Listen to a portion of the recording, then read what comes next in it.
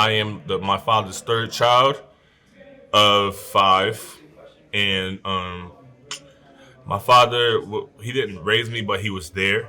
What I mean by that is that he picked me up on the weekends when I was a little kid, and when I was a toddler, 5 years old, things like that. So my father always been in my life. He's always been there.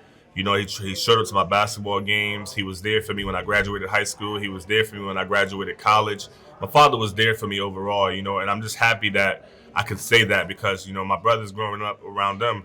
I feel like I grew up around jealousy, and what I mean by that is my brothers didn't have a dad. Like one of my brothers' father was in jail, and then the other one was just a deadbeat. Like he never came around, and that was unfortunate for both of them because I never realized until now that I was raised around jealousy, and that just understanding where I am now is it makes me appreciate the finer things in life because when I look back I could see more of the hurt in my brothers and say why they are where they are now. One of them is free and the other one is unfortunately following his father's footsteps. And it's unfortunate to see him doing that, but I feel like I still need to be there for my brother.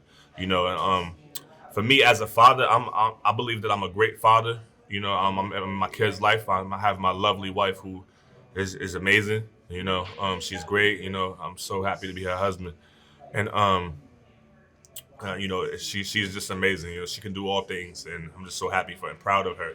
But me as a dad, man, it's amazing that I bring my daughter to gymnastics. Just seeing my baby girl grow up from a baby to the age of 4.5. She's turning 5. She's graduating this year, June 23rd. Like, just being part of those moments and not missing anything.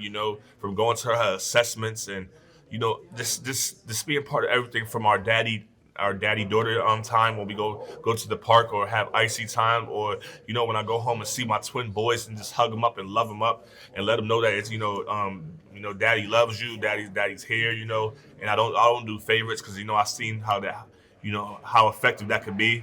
Growing up around my brothers, I saw the favorite was the one who ended up with the tragedy of suffering. And it's a long story in that area, but that's part of the main reason why I don't do favorites now. I love my kids, man. And just being a father overall is more than just setting the foundation. It's loving your kids. It's creating that that guidance for them. It's being there. Part of being a father isn't about just going outside and providing and working long, numerous amount of hours and just doing X, Y, and Z. It's about being there. It's about interacting. Parent-child interaction. That's one of the main things that we do as dads. Just part of being there, attachment, a secure attachment. And it's very important. It's pivotal.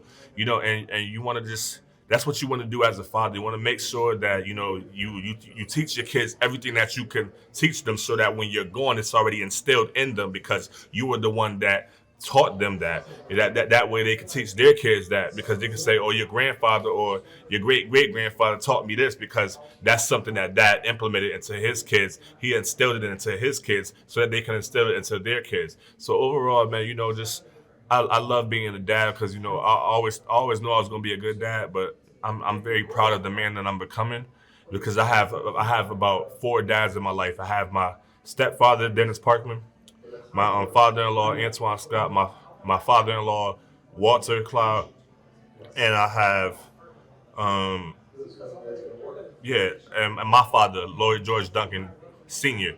You know what I mean? So it's just like, come on now, like you got 4 or 5 examples. Use them wisely and be smart about it, and just do what you can. And while you're here, just be unpredictable. Never let nobody know your next move. Be smart about it, and always, always be real.